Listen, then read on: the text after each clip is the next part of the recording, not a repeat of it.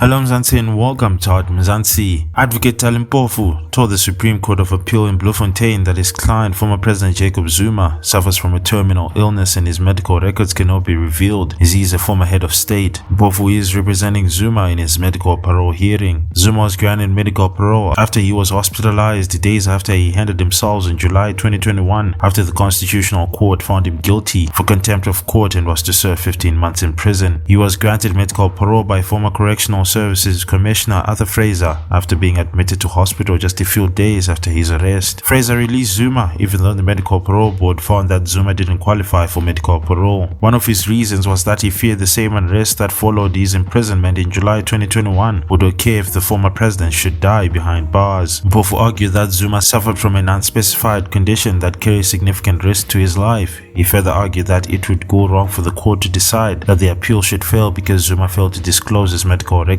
However, Zuma refused to grant their lawyers that limited access, which led the organizations to demand a redacted record from Fraser's decision. The organization held that Zuma could only qualify for a medical parole if he was suffering from a terminal illness or condition, or if he was physically incapacitated as a result of injury, disease, or illness, so as to severely limit daily activity or inmate self-care. Throughout his argument, Mpofu maintained that Zuma's health wasn't in the best of shapes and he wouldn't get the best of care if he returned to prison. In his arguments, he said Zuma is not like other people. He said claims that Fraser acted with a bias because he was Zuma's former spy boss were concocted, but to prove that Zuma indeed qualified for the parole, the current commissioner could make a fresh determination. Jacob Zuma Foundation spokesperson, who also attended the proceedings, told reporters there was a lot of evidence that Zuma qualified for medical parole.